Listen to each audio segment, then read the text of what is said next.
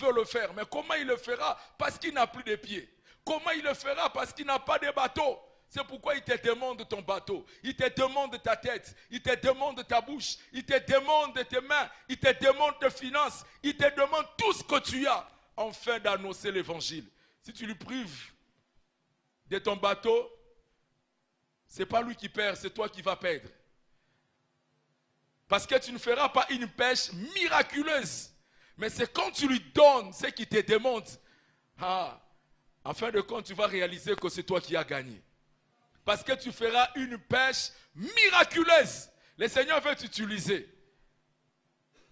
Ne lui refuse pas. Ne lui refuse pas ce qu'il te demande.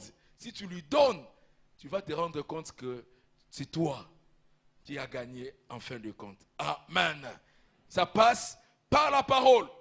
Et quand il s'approche, après avoir enseigné la parole, après avoir déclaré des choses, la Bible dit, au verset 3, il monta dans l'un de ses bateaux qui était à Simon et lui demandait de s'éloigner un peu du rivage. Puis il s'assit du bateau, il instruisait le foule. Lorsqu'il cessait de parler, il dit à Simon, avance en eau profonde. Avance en eau profonde. Il a utilisé sa barque pour prêcher la parole. Maintenant, pour lui faire expérimenter un grand miracle, il lui donne encore la parole.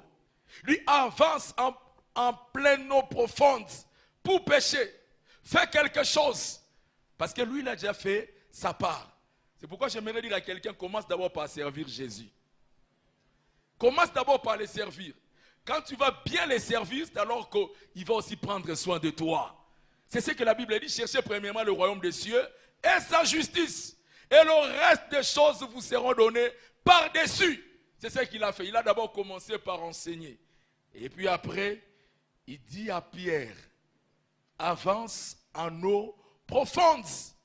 Va pêcher. Va faire quelque chose. C'est comme ça que tu vas gagner. Il donne cet ordre-là. Et nous qui les servons, qui marchons avec lui, ne faisons pas des choses par nous-mêmes. Cherchons toujours à entendre sa voix. Pierre a entendu la voix du Seigneur qui lui a dit, avance en pleine eau, avance dans les eaux profondes pour jeter ton filet. Amen. Le verset 4, plutôt le verset 6 dit ceci, l'ayant fait, il prit une grande quantité de poissons. L'ayant fait. La réussite se trouve dans le travail. C'est quand on fait qu'on commence à voir le résultat. L'ayant fait, le Seigneur avait parlé, mais rien ne s'était passé. Mais lui devait poser l'acte pour voir le résultat. Nous sommes dans une génération où les gens veulent le résultat sans le travail. Les gens veulent l'onction sans prier. Ils veulent récolter alors qu'ils n'ont pas sémé. Ils veulent avoir des enfants alors qu'ils ne sont jamais tombés enceintes. Ils veulent avoir la connaissance alors qu'ils ne lisent pas. Ils veulent le résultat sans travail. L'ayant ainsi fait, il pêcha une grande quantité de poissons. Amen. Ça nous exhorte au travail. Celui qui marche avec Jésus doit savoir travailler. Il est contre la fainéantise. Il est contre la négligence. Il est contre ceux qui croisent les bras, qui passent tout leur temps à prier et ils attendent le résultat. Le résultat, vous ne l'aurez jamais si vous ne faites pas votre part. Amen. Il a sa part, nous avons la nôtre. Nous devons travailler. Nous devons lire pour avoir la connaissance. Nous devons prier pour avoir l'onction. Nous devons nous organiser pour voir le résultat. Les pentecôtistes veulent le résultat spontané, sans travail. La Bible dit, l'ayant fait, ils pêchèrent une grande quantité de poissons. Une grande quantité de poissons. Du pêcheur de poissons au pêcheur d'âmes, ça passe deuxièmement par la foi. Comment nous parvenons à changer d'identité, d'étape, à avoir de grands résultats avec Dieu?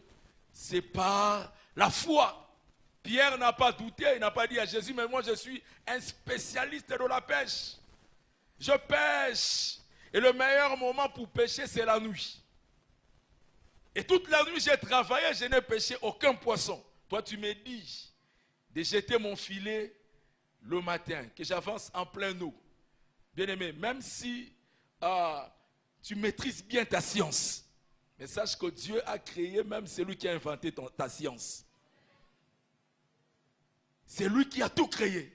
Et quand il te donne un conseil, il faut simplement obéir. Pierre a douté un tout petit peu, il dit, Seigneur, je péchais toute la nuit, sans avoir même un fretin. Mais sur ta parole, je jetterai le filet. J'aimerais dire à quelqu'un qui a échoué, non, reprends par la parole. Observe la parole, obéis à la parole. Tu auras de résultats. Amen. C'est que tu n'as pas gagné pendant tout un parcours. Tu peux le récupérer en un jour. En un jour, avec le Seigneur, tu peux tout récupérer. C'est possible que tu puisses récupérer. Je suis venu encourager quelqu'un qui a échoué, qui avait envie d'abandonner, de laisser tomber. Non, n'abandonne pas. C'est possible que tu gagnes même plus que tu n'as gagné durant toute ta vie. C'est possible et le Seigneur est capable de le faire. Amen. Avec le Seigneur, on n'abandonne pas aussi longtemps qu'on vit. Amen. N'abandonne pas. Avec Dieu, l'échec, on le prononce quand on est déjà mort. Mais aussi longtemps que tu vis, il dit, un chien vivant vaut mieux qu'un lion mort. Je ne sais pas dans quel domaine où tu as échoué. Mais essaie encore avec le Seigneur. Vas-y avec lui. Même si on t'a fait dans une faculté, change. Va cette fois-là avec le Seigneur. Observe ces principes, applique-les et tu auras la réussite. Tu réussiras. Avec lui, il n'y a pas d'échec. Amen. Il a dit, avance en pleine eau. Ne sois pas superficiel dans ta manière de faire. C'est un danger, il faut aller en pleine eau. Ceux qui réussissent avec le Seigneur sont des grands travailleurs. Ce ne sont pas de fainéants. Ils ne restent pas au bord du rivage pour pêcher. Ils vont en pleine profondeur. Sois profond dans la méditation, tu auras de bonnes révélations. Sois profond dans la prière, le Seigneur va t'illuminer. Sois profond dans les affaires, sois sérieux, va en pleine eau. Ne sois pas superficiel. Ne sois pas superficiel. Les gens veulent de grands résultats, mais ils ne travaillent pas beaucoup. Ils ne travaillent pas beaucoup. Le Seigneur a travaillé sérieusement. Jésus n'était pas un fainéant. Il ne dormait pas à tout moment. Non, il passait des nuits entières en prière, en train d'invoquer son Père. Quand il se réveillait le matin, il allait prêcher la parole. C'est pourquoi il dit, va en pleine eau, pas dans la superficialité, mais va dans la profondeur. Et c'est là que tu auras de résultats. Amen. Quand tu feras par l'ordre du Seigneur, par la parole, tu auras de résultats. Amen. Et pas n'importe quel résultat. La Bible dit que c'était une très grande quantité, au point que leur filet s'est déchiré. Une très grande quantité, au point que leur filet s'est déchiré. Donc j'aimerais que Dieu te bénisse de manière à déchirer même ton compte. Oui, c'est possible. Que ça soit surabondant. La Bible dit, le voleur ne vient que pour voler, dérober et égorger. Mais moi, je suis venu afin que mes brebis aient la vie, qu'ils en aient médiocrement. Qu'ils en aient à peu près. Qu'ils en aient superficiellement. Mais qu'ils en aient comment? Alors qu'il te soit fait abondamment. Prospère abondamment. Va de l'avant abondamment. Ils ont péché au point que leur filet s'est déchiré. Ah, ça sera tellement beaucoup que tu ne sauras pas manger seul. Tu vas appeler les autres. Ils viendront. La Bible, il en était de même de Jacques, de Zébédée et de tous les autres. Non, la bénédiction qui vient de Dieu affecte les autres. Si ta bénédiction n'a pas encore commencé à affecter les autres, c'est que tu n'es pas encore béni selon la pensée véritable de Dieu. Il a dit à Abraham, je ferai de toi une source de bénédiction. Il a dit, dans ce que Dieu te donne, il y a aussi la part des autres. Dieu ne te donne pas seulement pour toi-même. Dieu ne te donne pas une petite quantité, il te donne une quantité qui déborde. C'est pourquoi il dit, donnez, il vous sera donné, on versera dans votre sein une bonne part. Une bonne mesure serrée, secouée et qui déborde. Est-ce que quelqu'un peut dire, ça va déborder dans ma vie? Ça va déborder dans ma vie. Avec Dieu, ça déborde toujours. Ça débordera. Nous voulons que ça déborde. Que ça puisse déborder. Ceux qui ont connu ces débordements, quand vous allez le visiter hier, c'était les gens qui manquaient même un petit fretin. Mais le jour suivant, vous le voyez le matin, c'est une quantité qui déborde. Non, Dieu peut te surprendre instantanément. Les gens te regardent aujourd'hui, on te voit, tu n'as même pas un poisson. Et quand on vient demain, on te voit, tu as une usine. C'est possible que tu peux commencer à exporter des choses alors qu'aujourd'hui tu n'as rien. Demain ça peut changer. Avec Dieu, ne conclue pas vite. Ne conclue pas vite. Celui qui marche avec Dieu, même si tu le vois manquant de tout, fais attention. Ne conclue pas vite. Ça peut changer demain. Et je suis venu dire à quelqu'un que ça changera demain. Celui qui croit, il reçoit de la part de Dieu. Ça changera. Ton Dieu est vivant. Ah, si tu vois Pierre sans poisson, fais attention. Fais attention. Parce que tout peut changer. Tout peut changer le jour suivant. Notre Dieu est capable de le faire. Amen. Et quand il a vu cette pêche miraculeuse, il se jette à terre. Le verset 8, la Bible dit, quand il vit cela, Simon-Pierre tomba aux genoux de Jésus et dit, Seigneur, éloigne-toi de moi, je suis un homme pécheur. Nous avons bien appris la doctrine que Dieu n'exauce point les pécheurs. Mais si quelqu'un l'honore et fait sa volonté, c'est celui-là qui l'exauce. Mais ici, Pierre dit, je suis un homme pécheur. Dieu m'a béni même quand j'étais un pécheur. Je suis venu dire à quelqu'un, ne te prive pas de la bénédiction de Dieu à cause de ta condition. Dieu peut s'en passer de ton état. Je n'encourage pas le péché. Mais j'aimerais dire à quelqu'un, compte sur la grâce de Dieu, mais ne compte pas sur tes mérites. Il dit, je ne mérite pas, je suis un homme pécheur. Comment est-ce que Dieu peut me bénir de cette façon? J'aimerais dire à quelqu'un, Dieu va te surprendre. Tu te diras, mais je n'ai pas aussi une grande consistance théologique. Mais comment est-ce que j'ai des profondeurs dans la méditation? Non, ça c'est Dieu. C'est Dieu. Et quand tu réalises que Dieu te bénit de cette façon, l'attitude que tu développes, c'est celle d'humilité. Pierre s'est dit, non, si j'ai des poissons à une telle quantité, ce n'est pas à cause de mon expérience de pécheur, mais c'est à cause de la grâce de Dieu. Il y a des gens qui ont étudié plus que moi. Il y a des gens qui ont une grande beauté plus que moi. Mais cependant, ils n'ont pas le résultat que moi j'obtiens. Et que faire? Je dois m'humilier. Je dois m'humilier. Un orgueil n'a rien compris. Il pense que c'est à cause de ses mérites. Il y a des gens qui étaient plus intelligents que toi, mais ils n'ont pas du travail. Ils n'ont rien. Et toi qui as expérimenté les miracles de Dieu, qu'est-ce que tu dois faire? Tu dois savoir te mettre à genoux, dire à Jésus, merci. Merci. C'est grâce à toi. Ce n'est pas par mes efforts. On peut dire, bon, dans 5 ans, on a ces résultats. Non, ce n'est pas nous. Les engatés. C'est lui. Retire-toi de moi, je suis un homme pécheur. Ça m'encourage à ne pas m'exclure. À savoir que même si je ne remplis pas les critères, grâce à l'intervention divine, je peux avoir de grands résultats. Grâce au soutien de Dieu, je peux faire des exploits. Non, je ne m'écarte pas de la course parce que hier j'avais beaucoup échoué. Non, je peux commencer à réussir et aller de gloire en gloire. Et je suis venu proclamer ce cycle de succès au nom de Jésus. Que ça change dans ta vie au nom de Jésus. Que tu ne te puisses pas t'appeler échec, ce n'est pas ton nom. On nous a prêché en disant que échec signifie pas échec. Non, c'est une étape, Dieu t'apprend. Il veut te dire, ne compte pas sur tes capacités à pécher, mais compte sur la grâce de Dieu. Je veux le faire, je veux faire, et tu seras étonné. Il dit, retire-toi de moi, je suis un homme pécheur. Non seulement que ça développe l'humilité, mais ça nous apprend aussi à craindre Dieu. Si Dieu a fait alors que je ne l'ai pas craint, maintenant que j'ai le résultat, pourquoi ne pas le craindre?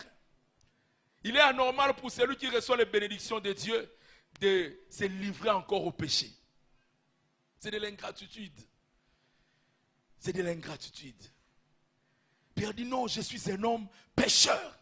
Mais tu m'as fait grâce. Pourquoi je veux continuer dans le péché? Alors que Dieu m'a fait grâce. J'ai obtenu ce que les autres n'ont pas. Pourquoi je veux me livrer au péché? Il dit, retire-toi de moi, je suis un homme pécheur, je ne mérite pas. À cause de ce que tu fais, à cause de ce que tu réalises dans ma vie, oh Dieu, apprends-moi à te craindre. Parce que je ne mérite rien. Qu'ai-je fait pour avoir tout ça? Qu'ai-je fait pour que tu me bénisses? Toi qui es béni, tu es conscient que ça vient de Dieu. Apprends à les craindre. C'est ce qu'il attend de toi. C'est ce qu'il attend de toi. C'est ce qu'il attend de moi. Que nous puissions apprendre à le craindre. Parce qu'il a fait. Ce n'est qu'un ingrat. Ce n'est qu'un ingrat qui se livre au mal. C'est de la méchanceté. Dieu regarde lui-même. Je le bénis. Je lui ai donné beaucoup de poissons. Mais pourquoi il se livre encore au mal? Que Dieu nous aide à les craindre. Que Dieu nous aide à développer encore davantage sa crainte. Je suis un homme pécheur. Je ne mérite pas. Il se met à genoux. Il ne veut même pas rester debout. Rester debout, c'est avoir la même position que celui qui a béni. Non, toi, tu es plus grand. Je ne dois pas me mettre à ton niveau. Je dois me rabaisser. Vous savez, beaucoup de gens, on les adore aujourd'hui parce qu'ils ont voulu se mettre au niveau de Jésus. Même si tu utilises comment? Tu commences à faire des miracles. Tu utilises, tu deviens puissant. Ne te mets point au niveau de Jésus. Ne te mets pas à son niveau. Rabaisse-toi. Pierre s'est mis à genoux. C'est lui qu'on doit adorer, c'est lui qu'on doit élever. Ne cherche pas à faire entrer ton nom dans la Bible parce que Dieu t'a utilisé. Si tu es un super prophète, on commence à te trouver une place dans la Bible. Non, tu n'as pas appris à te mettre à genoux. C'est pourquoi les autres pensent que tu es Dieu. Et pourtant, tu n'es pas un Dieu, tu n'es qu'un simple homme qui a bénéficié de la grâce. Et Dieu, pour empêcher à ceux-là qui reçoivent des grandes grâces de se glorifier, il leur met des échardes. L'apôtre Paul dit, à cause de l'excellence de révélation, Dieu m'a imposé une écharde pour que je ne puisse pas me glorifier. Quand je regarde l'écharde, je me dis, non, ça me rappelle mes faiblesses, que je ne suis qu'un homme. Même si je peux guérir beaucoup de malades, j'ai une maladie dans mon corps. Je n'arrive pas à me guérir moi-même. Donc ça me fait comprendre que je ne suis qu'un homme. Je ne dois pas me glorifier. Ou que Dieu nous mette dans des conditions où, même quand il nous bénira, que nous puissions regarder nos faiblesses et dire, non, j'ai encore besoin de Dieu. J'ai encore besoin de Dieu. Je ne dois pas me glorifier. Parce que c'est lui qui fait grâce. Je dois rester à genoux, qu'il lui reste debout. Qu'on puisse le voir. Vous savez, Jésus ne nous chasse pas. Même quand nous voulons nous retirer à cause de notre état, lui, il veut nous avoir avec lui. C'est là que nous changeons de dimension. Nous quittons cette étape-là où nous sommes des pécheurs d'hommes et nous devenons des pécheurs. Nous quittons des pécheurs de poissons et nous devenons des pécheurs d'hommes. Amen. Et enfin, ça passe par la compréhension. Par la compréhension de ce que Jésus fait. Pourquoi il a fait? Pourquoi il m'a donné beaucoup de poissons? Pierre est épaté, il est surpris de ce que Dieu avait fait. Il s'est dit, mais pourquoi seulement moi? Pourquoi? Jésus lui dit, viens, je vais t'expliquer la raison. Pourquoi j'étais béni? Viens, suis-moi. Il lui dit, au verset 11, alors, verset 10, la partie B, il dit, n'aie pas peur, désormais, ce sont des êtres humains que tu prendras. Là, il est dit, ne crains point, désormais tu seras pécheur d'hommes. Tu seras pécheur d'hommes. Comme pour dire en d'autres termes, le matériel c'est le plus bas niveau dans ma présence. C'est le plus bas niveau. Ne sois pas épaté par tout ce que je fais dans ta vie. Non, ne sois pas étonné que Dieu t'ait béni, qu'il t'ait accordé des bénédictions matérielles. C'est le plus bas niveau dans sa présence. C'est le plus bas niveau. Je t'ai donné de grandes finances, c'est rien. Beaucoup de maisons, c'est rien. Je t'ai donné un bon mariage, c'est rien. Je t'ai donné un bon boulot, c'est rien. Je t'ai donné des enfants, c'est rien. Voilà, je vais te montrer la voie par excellence. Je ferai de toi un pécheur d'hommes. C'est le niveau le plus élevé. C'est là que tu comprends les désirs de mon cœur. J'ai quitté le royaume des cieux et je suis venu sur la terre afin de mourir pour que quiconque croit à moi ne périsse point, mais qu'il ait la vie éternelle. Toi, ne te contente pas de miettes, de matériel. Recherche le spirituel. Sois un partenaire avec moi. Travaille avec moi dans mon royaume.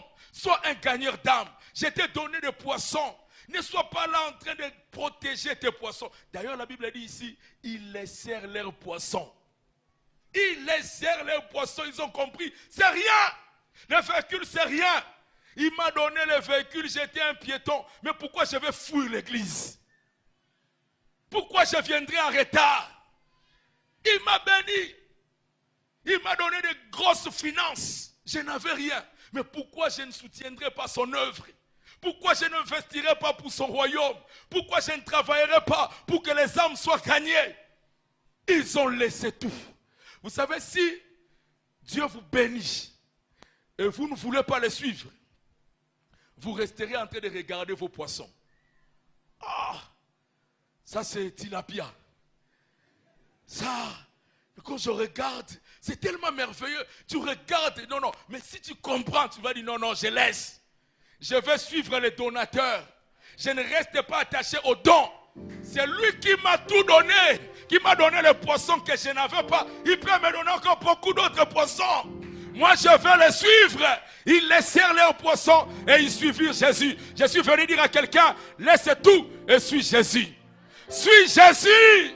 Recherche Jésus. Regarde tout comme de la boue. La grande priorité de priorité, c'est Jésus-Christ de Nazareth. Quand tu le suis, ah bien-aimé, tu ne vas pas perdre. Tu ne perdras pas. D'ailleurs, tu vas gagner doublement. Tu as le royaume des cieux et sur la terre, tu as aussi le matériel. J'ai le poisson, j'ai aussi la vie éternelle. À le suivant, il me donne le don de guérison. Il me donne la compréhension de sa parole. Il me permet de gagner les âmes. Moi, je ne reste pas en train de contempler le poisson. Ce que je veux, c'est le donateur de poissons. Lui peut me donner le poisson. Il a créé toutes choses. Je veux suivre Jésus. C'est lui que je veux suivre. Pas le matériel. Suivre Jésus. C'est ça. Quitter cette étape de pêcheur de poissons jusqu'à être un pêcheur d'hommes. Pêcher les âmes. Travailler. Investissez pour le royaume. Jésus revient bientôt. Nous devons travailler pour sa gloire. Il revient. Nyoso nasima. Nyoso nasima Yesu liboso. Nyoso nasima.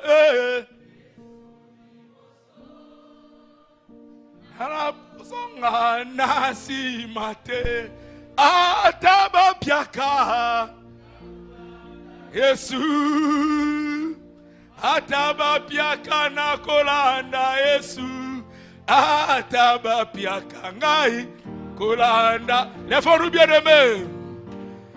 Songa nasima nyoso nasima liboso. Nyoso nasima Yesu liboso. Nyoso nasima Yesu liboso. Nakozonga nasi. Commençons à proclamer Jésus. Proclamons sa présence, désirons sa vie. Il veut faire de nous des pêcheurs d'hommes. Des pêcheurs d'hommes. Des pêcheurs d'hommes. Du pêcheur de poissons, pêcheur d'hommes. Voilà ce que le Seigneur veut faire de nous. De pêcheur d'hommes. Il te qualifie pour être un pêcheur d'hommes. Pour être un pêcheur d'hommes. Ne t'arrête pas qu'au matériel. Il y a plus que ça. Il y a plus que ça. Pierre, moi je te veux gagneur d'âme. Je te veux sauveur d'âme. Je te veux mon partenaire. Mon partenaire dans le royaume. Mon partenaire dans le royaume. À le suivant, il te donnera tout. Il te donnera tout. Il te donnera tout. Yo kamara baba baba baba. Bien-aimé, invoque ton Dieu. Il a tout ce qu'il faut. Et il te donnera au moment convenable. Il veut faire de toi un pêcheur d'hommes. Un pêcheur d'hommes. Un pêcheur d'hommes. Seigneur, j'aimerais entendre cette parole. Comme tu as dit à Pierre, je ferai de toi un pêcheur d'hommes. Un pêcheur d'hommes. Je ne veux pas m'attacher aux poissons. Je veux suivre celui qui m'a donné le poisson. Même sans, oh Dieu, alléluia, avoir l'assurance de protéger mes poissons. Je sais que celui qui m'a donné le poisson, il me donnera encore. Il me donnera encore. Pourquoi, oh Dieu, me perdre dans le monde? À cause de ce que tu fais, à cause de ce que tu me donnes, je veux rester à genoux et que toi tu sois debout.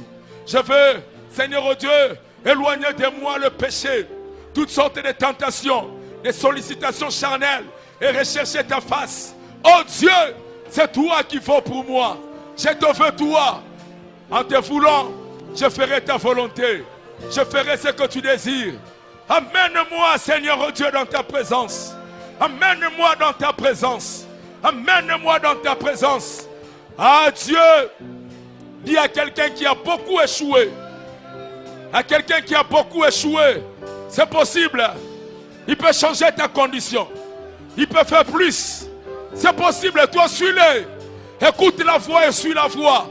Suis-moi. Et je ferai de toi un pécheur d'hommes. Alléluia, il y a beaucoup d'âmes. Beaucoup d'âmes à gagner. Beaucoup d'âmes. Beaucoup d'âmes. Beaucoup d'âmes à gagner. Yakamara baba baba baba baba. Et yakamara baba baba baba. Oh Jésus. Oh Jésus. Jésus. C'est toi qui es prioritaire. C'est toi la priorité. Nous voulons, Seigneur Dieu. Nous voulons, Seigneur Dieu. Nous voulons, Seigneur Dieu. Nous voulons, Seigneur.